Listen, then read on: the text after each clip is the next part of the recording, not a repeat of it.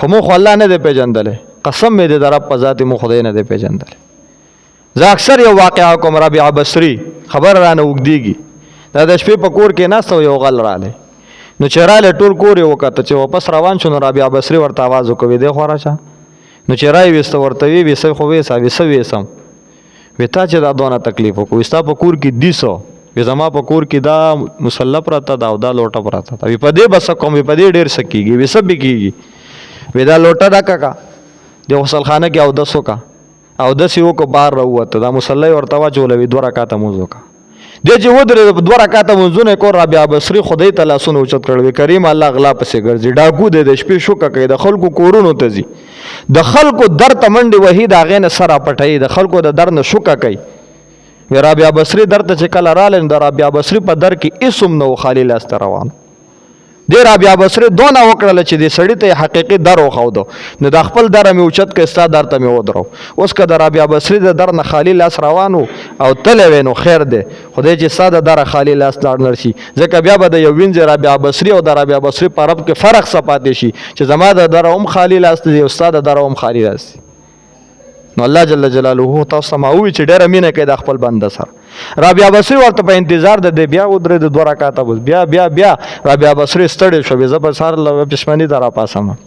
سم لاستله چې سهار ته راپاسېده وی قتل نو دا کس په سجده دی دواړه لاسونه یې د سر لاندې یخي دي او باندې پې دا تنده یخي او دعا کوي او الله رب العزت ته وی قسم دی زما د ستا په ذات قسم وي کما ته دا پته وي چې شپې تا ته په سجدې لګولو کې دونه خونه او مزه ده نو ما به ژوند کې د شپې شوکې نه وی کړی ما به تا ته سجدې لګولې دا خو ما ته پته نه وه دونه لوی ولی د زمانې جوړ شو چې په لکو د هغه مریدانو خدای وپېژنده نو زما د دې ټول بیان د واقعاتو د دې خبرو دا به ماته ګوډې هر څنګه چې مقصد او خلاصه دا ده چې قبله درست کوي بس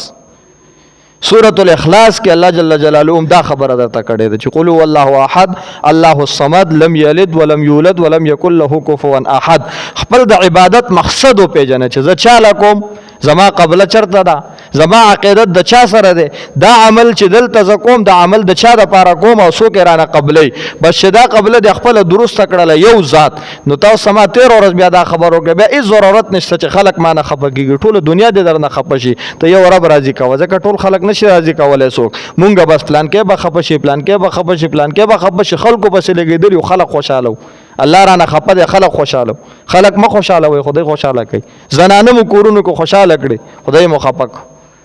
خپل بچی مو خوشحاله کړل خدای مو خفه کو خپل مور پلار مو خوشحاله کړه خدای مو خفه کو نه لا طاعت لمخلوق فی معصیة الخالق دا الله په نافرمانی به خلک نه خوشحاله زوی دې در نه خفه شي چې موبایل ولا رانه وړي ښځه دې در نه خفه شي چې ټیپ ورته کور کې پرې نه دي پلار دې در نه خفه شي خو چې د پلار په حکم د الله نافرمانی ونه کړي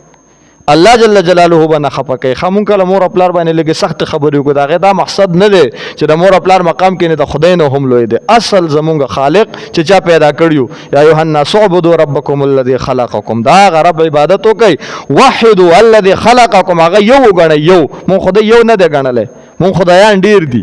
مونږ ته خو چې په اطرافو کې څونه خلک مانځه ته ولاړ دي دا ټول زموږ خدایان دي هغه ته خاصه ولاړ یو دا خو دوی ته خو چې هغه ته ولاړ یم کنه زه خو حقیقت کې دوی له مسکوما الله دې موږ ته په دې باندې عمل کړو توفیق نصیب کړي واخر دعوانا الحمدلله